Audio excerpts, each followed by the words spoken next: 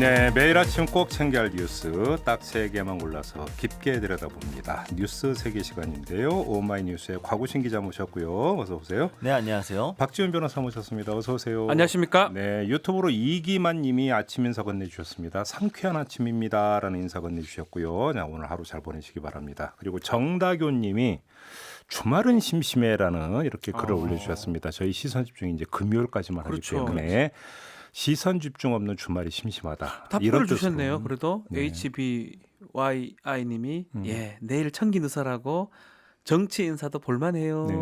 같은 네, 시간에 나오죠. 바로 그 말씀을 드리려고 하는데요. 주말이 심심하지 않으실 겁니다. 아직 청기누설을 듣지를 않으셨던 것 같은데. 그걸 들어보세요. 그것도 같은 시간에 딱 풀립니다. 네, 토요일 날 아침 9시 되면 네. 청기누설이 올라갑니다. 재밌습니다. 네. 그죠? 너무너무 재밌지요. 네, 제 3자인 곽우신 기자 재밌죠? 그럼요. 저 정말 많은 인사이트를 얻고 있습니다. 또 네. 이번 주 거 엄청 재밌어 보이던데. 네, 가슴에서 나오는 이야기 맞죠? 진짜 그렇죠. 항상 진심에서 부터 진실만을 이야기하는 기자입니다. 알겠습니다. 자, 그러면 본격적으로 이제 뉴스 한번 알아볼까요? 첫 뉴스 전해주시죠. 네, 이재용 삼성전자 부회장 측이 검찰 수사심의위원회 소집을 신청한 지 이틀 만에 검찰이 이 부회장의 구속영장으로 맞섰습니다.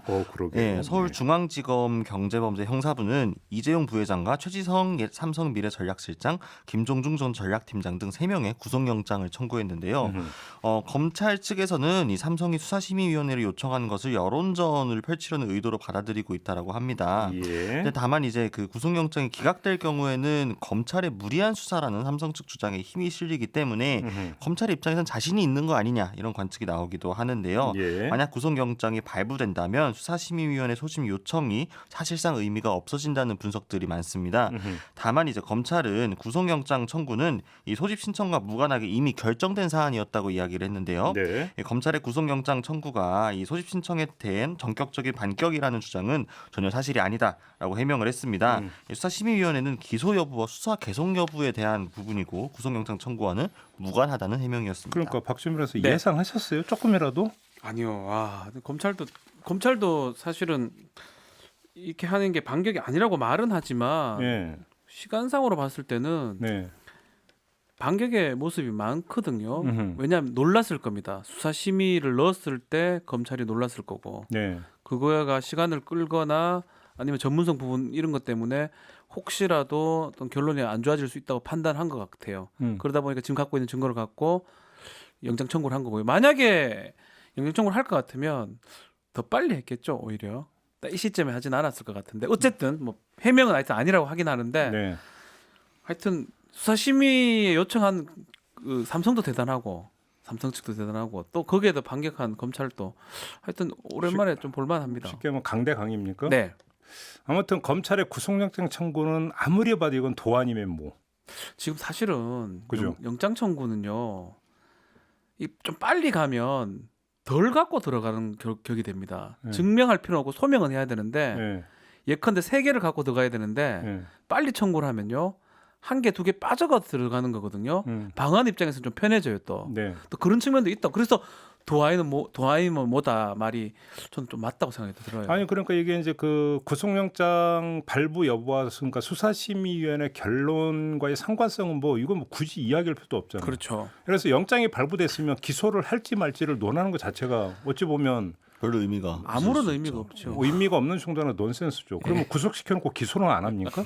그럴 수 없는 거죠. 그러니까 그 그죠? 얘기할 필요가 없는 거예요. 그런 얘기를 할 이유도 없는 예. 거고요. 제가 볼 때는 그렇기 때문에 만에 하나라도 구속영장이 기각이 되어버리면 여기서 이제 그 파생될 수 있는 이야기가 엄청나게 많아지거든요. 그렇죠. 그렇지 않습니까? 네. 오히려 이게 판 깔아준 거 아니냐는 이야기부터 별별 이야기가 다 네. 이제 그 따라 나올 수 있는 거기 때문에 이건 도안이면 뭐다라는 거죠.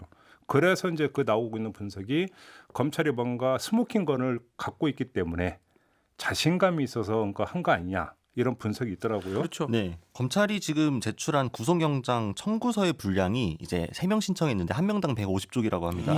또 수사 기록은 400건, 20만 쪽 분량이라고 하는데요.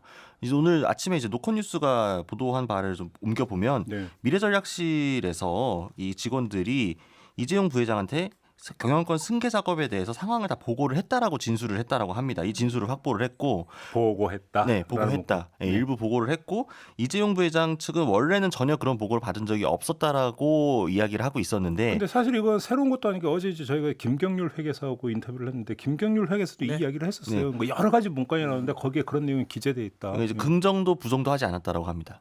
이전까지와는 다르게 아, 그래요? 이재용 부회장 측이 이런 보도에 대해서, 그러니까 예. 보고에 대해서 그래서 예. 아마 8일 오전에 영장실질심사가 잡혔고 그래서 늦으면 뭐 9일 새벽까지는 이 나올 것 같은데 이때 과연 어떤 결과가 나올지가 참 결정적인 것 같아요. 어쩌면 이제 보도된 내용 중에 바로 그 미전 실장이죠. 예전 미전 실장. 미래전략실. 미래전략실장이 보고 주체입니다. 본인이 지금 보고했다라고 진술을 해버렸거든요. 어허. 이게 아주 중요한 증거로 쓰일 가능성이 높아요. 예. 본인도 지금 영장에 들어가 있는 상태고 예. 뭐 그런 상황이라 그러면 뭐 검찰 입장에서는 좀 자신감이 좀 있지 않을까. 몰랐다고 계속 주장하고 있기 때문에 알았다면 범죄가 성립할 가능성이 높거든요. 이게 그러니까 이제 뭔가 일부 보고가 승인 받았다라는 문건이 있을 뿐만 아니라 얘기도 하는 거니까. 진술까지 했다는 문건은 거예요. 사실은 뭐 그런 자기들 썼겠지. 난 못 봤다고 계속 그렇게 주장한 걸로 지금 알려져 있는데 네. 직접 보고한 사람이 보고했다고 해버리니까 그 차이가 있네요. 예, 정말 차이가 크다고 봐야 되겠죠. 알겠습니다. 아무튼 이제 그 월요일이죠. 다음 주 월요일. 6월 8일 날 합니다. 영장 네. 실질 심사가 네. 결과가 어떻게 나올지 그런 거 관심사인데 하나만 그 점검하고 넘어가죠. 지금 그 수사심의위원회라고 하는 것을 검찰이 스스로 도입한 제도인데 네. 이거를 검찰이 발로 찬 거 아니냐라는 그러니까 어떤 일부 그렇죠. 비판이 있더라고요. 이건 어떻게 보세요? 형해화된 것 같아요.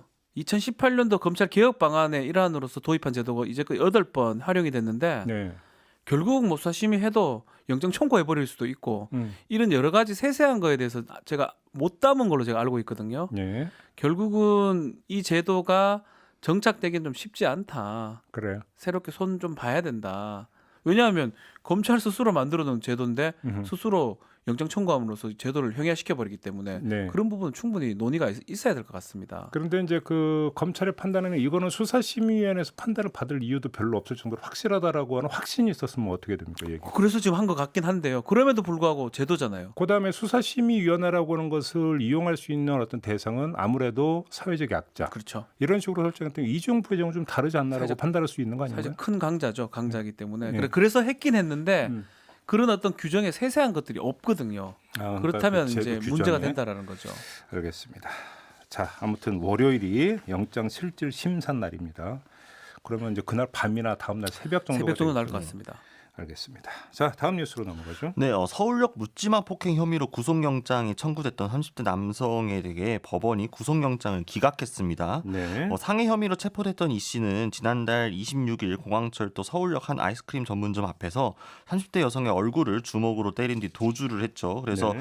피해 여성이 상당한 골절상까지 입었는데요. 네. 철도 경찰이 경찰과 공조를 통해서 CCTV 영상과 피해자 진술 등을 토대로 용의자를 특정해 이 씨를 검거를 했습니다. 네. 근데 이제 그 영장 실질 심사를 받으러 가는 길에 취재진에게 이 씨는 순간적으로 저도 모르게 실수를 했다, 잘못했다, 순간적으로 욱한 것이다라고 이야기를 했는데요. 이 구속영장이 기각이 되었습니다. 근데 문제는 이제 그 기각 사유가 지금 이제 관심사 아니겠습니까? 네네네. 그러니까 위법한 긴급 체포에 기반한 구속영장 청구를 받아들일 수 없다라는 게 재판부의 판단이었는데요. 예. 좀 정리를 해보면 당시 수사기관이 피의자의 집을 찾아가서 문을 두드리고 전화를 걸었는데 집안에 아무런 반응이 없어서 그래서 출입문을 강제로 개방해서 침대에서 잠을 자던 피의자를 긴급 체포했다라고 하는 거거든요. 네. 근데 이제 판사는 수사기관이 신원과 주거지, 핸드폰 번호 등을 모두 파악을 하고 있었고 예. 주거지에서 잠을 자고 있는 경우였기 때문에 도주하거나 증거인멸 상황도 아니었기 때문에 이게 체포영장을 발부받을 시간이 부족하지가 않았다. 근데 네.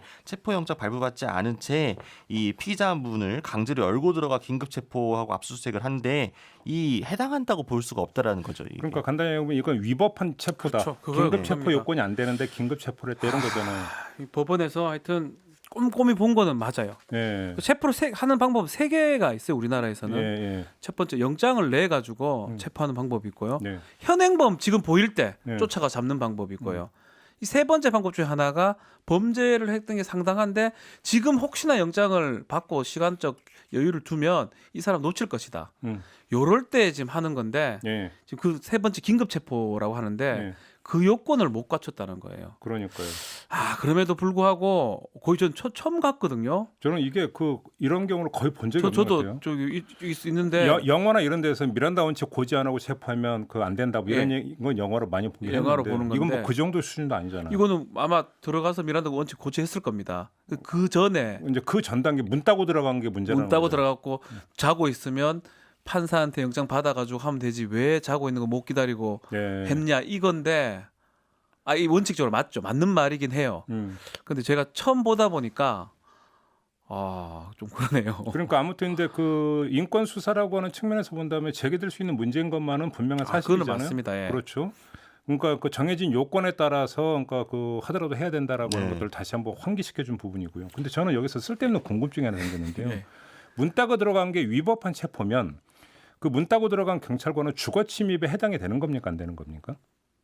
될 수가 있죠. 위법하면 거꾸로? 만약 고소를 한다면요. 그러니까요. 예. 그것도 가능성이 그렇게 있죠. 거꾸로 성립이 될 수 있는 불법 겁니까? 체포 감금죄 같은 거 성립할 수가 있고요. 예. 일단은 뭐 판사 판단을 존중하지만 또 앞으로 또 그러던 좀 신경을 더 써라는 또 취지일 수도 있기도 하지만 네.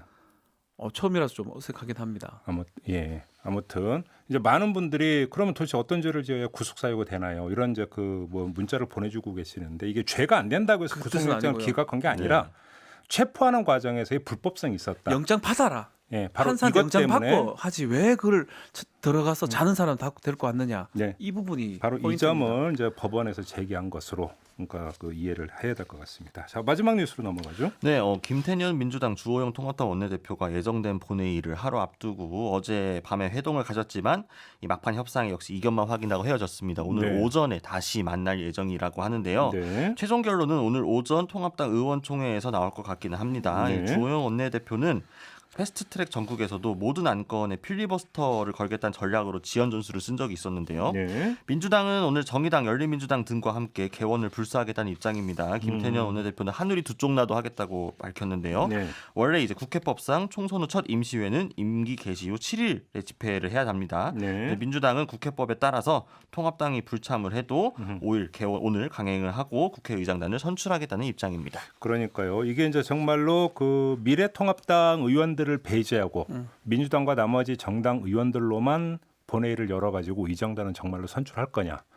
아니면 사실 이제 국회에서 보면은 막 공방을 하다가 거의 벼랑 끝 가서 네. 합의를 보는 경우가 한두 번이 아니었기 때문에 시간이 조금 남아 있긴 해요 아직 그지. 그러니까요. 이제 벼랑 끝도 합의가 그러니까 도출이 되는 거냐?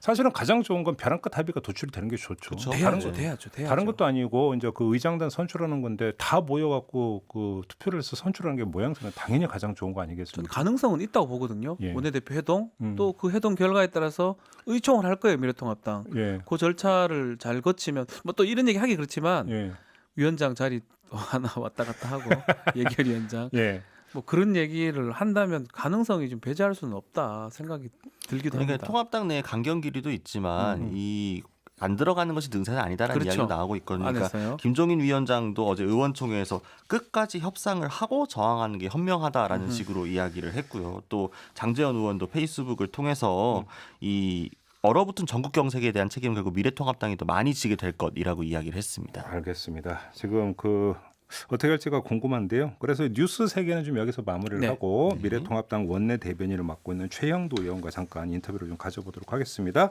두 분과는 여기서 인사 나누죠. 박지훈 변호사, 곽우신 기자였습니다. 고맙습니다. 감사합니다.